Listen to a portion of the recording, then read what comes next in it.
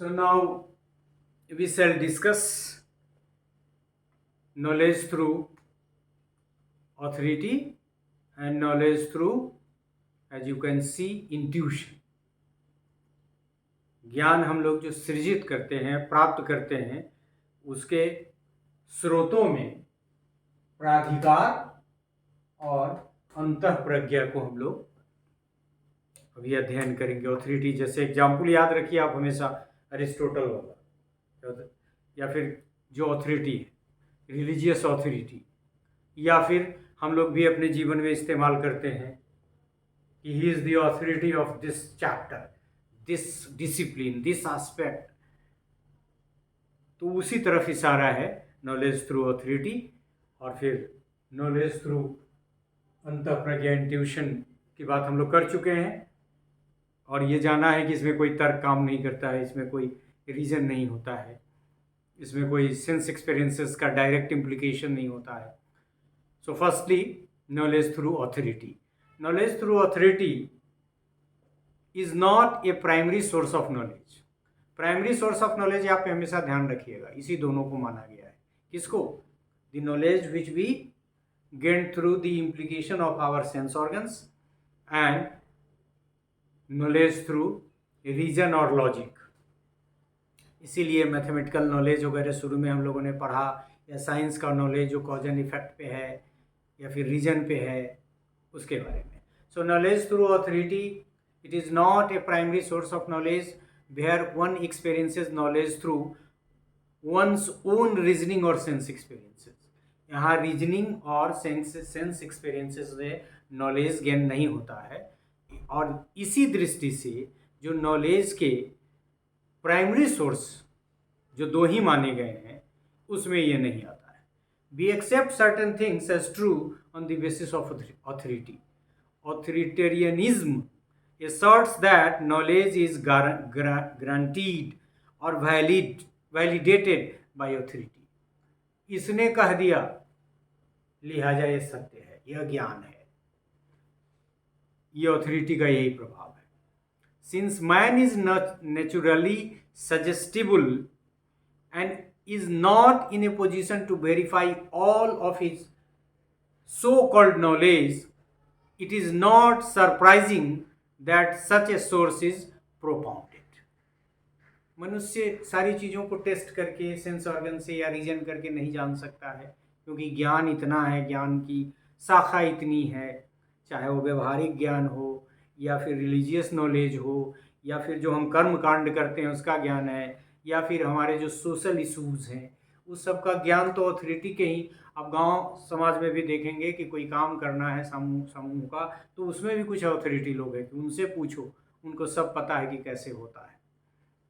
दो the person may not be so knowledgeable in a particular field और school subjects like mathematics and chemistry and like that.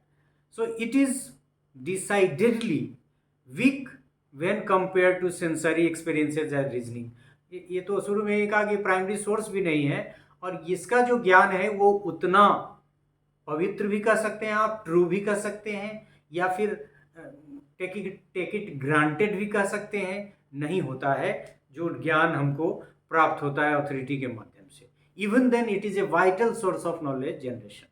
It is completely helpless in adjudicating between conflicts and of authority which are prevalent in all fields as science, philosophy, arts, religion and politics etc.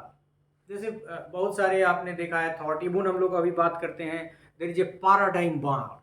Research के जो paradigm है उसमें positivist, anti positivist, और फिर बहुत सारे आग में प्रैग्मेटिक बाद में आ गए, फिर और भी कंस्ट्रक्टिविस्ट अप्रोच है कि नहीं है, इस पर भी बहुत सारे विवाद हैं.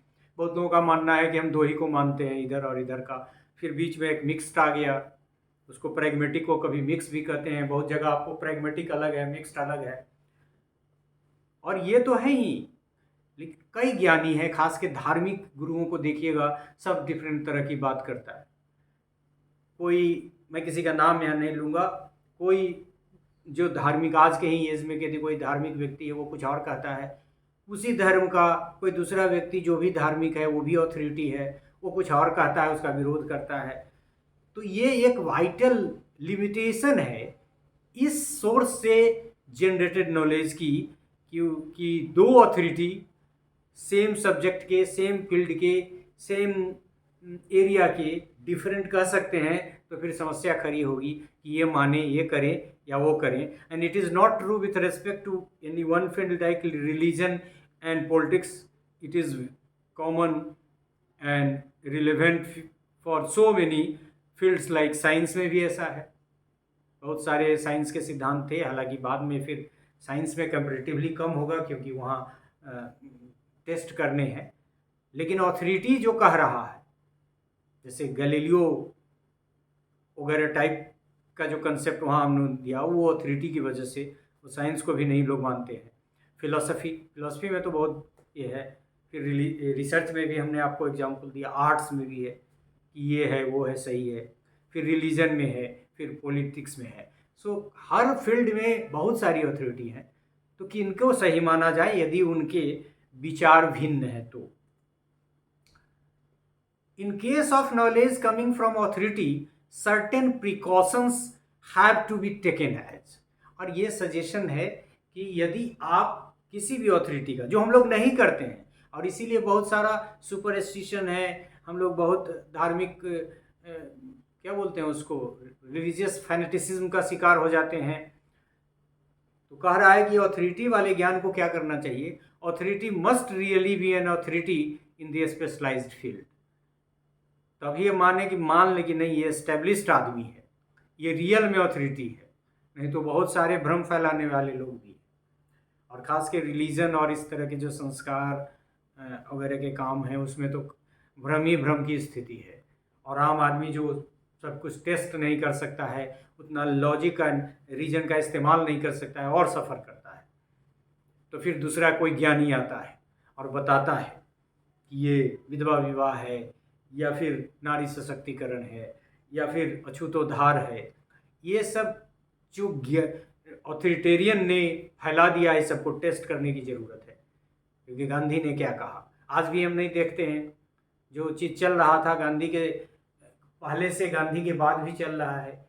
विवेकानंद ने क्या कहा, दयानंद सरस्वती ने क्या कहा, राजा राम मोहन राय ने कैसे आंदोलन किए, क्या सब कहा. या फिर बहुत सारे प्रबुद्ध लोगों ने, अच्छे संतों ने जो कहा, उसको भी हम आप अपने सामाजिक चीज़ों में आजकल डाल नहीं रहे. नॉलेज मस्ट बी, मतलब पहला है कि authority must really be an authority in the specialized field.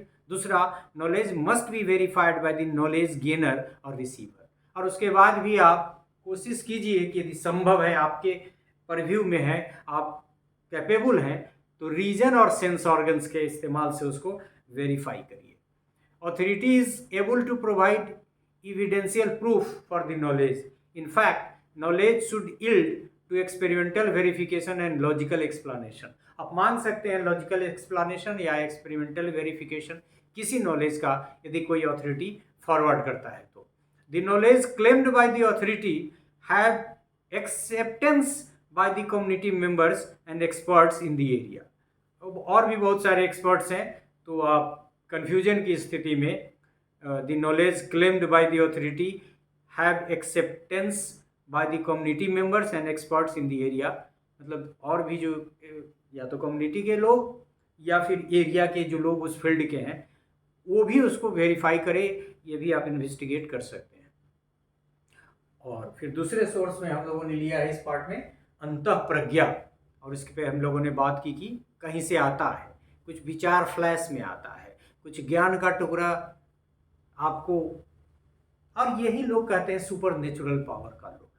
कई बार हम लोग भी लेक्चर देने के क्रम में ऐसा महसूस करते हैं कि ये तो हमने प्लान किया भी नहीं था, फ्लो में कहाँ से आ गया. हालांकि ये हमारा इंटरप्रिटेशन ये होगा कि चूंकि हमारे ज्ञान में कहीं ना कहीं वो है, लेकिन इंट्यूशन वाले ये मानते हैं कि वो आपका प्रीवियस नॉलेज नहीं भी है, तो ऐसा हो सकता है.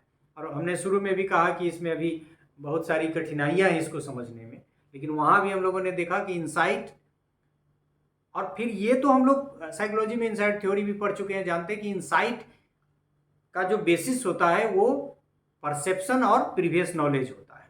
क्योंकि वो चीज़ हम परसीव कर ही नहीं सकते हैं जो हमारे बैकग्राउंड में नहीं है, जो हमारे नॉलेज का पार्ट नहीं है। तो थोड़ी सी भ्रांति यहाँ है, रहेगी भी, क्योंकि इसको देख नहीं सकते, महसूस नहीं कर सकते हैं। और इंट्यूशन आपको हुआ होगा तो आप बेहतर समझेंगे, नहीं होगा तो और समझने में कठिनाई होगी। But it is being considered as a source of knowledge. So knowledge through intuition is a source of knowledge, but it needs certain precautions. वहाँ ऑथोरिटी में भी प्रिकॉशन, यहाँ भी precaution. Intuition sometimes cause conflicts. दो तरह का intuition हो गया तो टू पीपुल कैन इंट्यूट, और यहाँ ऐसा भी है जैसे ऑथोरिटी में दिक्कत है, एक आदमी ने कुछ इंट्यूट किया, उसका उल्टा कोई किसी ने कर लिया। Two people can intuit differently about same phenomena or event. वैसे में क्या होगा? Intuition itself provides no way of deciding which of two conflicting intuition is correct. और वैसी परिस्थिति में आपके पास कोई, अथॉरिटी में तो बहुत सारे लोग हैं बीच के, लेकिन यहाँ ऐसा भी कोई नहीं है जो आपको ये बतावे कि ये इंट्यूशन सही है या ये इंट्यूशन सही है। सो इस तरह से ज्ञान प्राप्ति जब होती है, या ज्ञान के यह सोर्स में थोड़ी और ज़्यादा कठिनाई है। Again, knowing by intuition does not really explain knowing how, और ये आप किसी को बता नहीं सकते, तो ये और कठिनाई है यदि इंट्यूशन से कोई नॉलेज हुआ है। It tells us nothing about the validating process, मतलब इस ज्ञान को प्रूफ कर सके, मान सके कि यह ज्ञान वैध है, ये वैलिड नॉलेज है, तो वो उसको वैलिडेट नहीं कर सकते हैं। We have examples from history of scientific investigations. वहीं हमने जो शुरू में आपको कहा आर्किमिडीज प्रिंसिपल, कि उसको ज्ञान हुआ था और फिर टब में नहाते हुआ था, लगा कि कैसे वो मुकुट वगैरह वाली कहानी आपने सुनी होगी, लगा था कि जो हटाए गए द्रव के भार के बराबर का जो कंसेप्ट आया वो उनके दिमाग में इंट्यूशन से आया था। And mathematical discoveries where the knowledge was discovered through intuition and proved to be valid also. अब इसमें बहुत सारे आर्गूमेंट की गुंजाइश है। मेरी अपनी जहाँ तक पहुँच है, मेरा यह मानना है कि insight must be A basis for intuition, otherwise कहाँ से होगा, कुछ ज्ञान ही नहीं है तो कैसे होगा। लेकिन बहुत सारे लोगों को ज्ञान की प्राप्ति हुई है, ऐसे रोशनी देखी है, प्रकाश देखा है, ऐसा हम लोग सुनते हैं, पढ़ते हैं, तो इसको बिल्कुल झुठला भी नहीं सकते हैं। और इंट्यूशन तो होता है, ये भी सही है, इसको मनोविज्ञान भी मानता है। One can argue here saying the knowledge was not arrived through a flash of thought without certain amount of pre supposition, जिसके बारे में हमने कहा कि कुछ न कुछ बैकग्राउंड नहीं होगा तो इंसाइट होगा कैसे, और इंसाइट नहीं होगा तो इंट्यूशन कैसे होगा। लेकिन फिर हमने अभी एग्जाम्पल दिया कि कुछ लोग कहते हैं कि नहीं, सीधे हो गया। This does not guarantee that every time a scientist intuited it will carry a valid piece of knowledge. मतलब ये भी कह सकते हैं कि यदि आप कोई वैज्ञानिक कई बार इंट्यूट किया, हो सकता है हिस्ट्री में ऐसा भी हुआ हो, जैसा कि हमने एग्जाम्पल दिया अभी आर्किमिडीज का, और लोगों ने भी इंट्यूट किया हो किसी साइंटिस्ट ने और सही नहीं हुआ हो, तो though it is being considered as a source of knowledge generation, but it has some difficulty, especially in terms of the validity of the knowledge, the validation of the knowledge.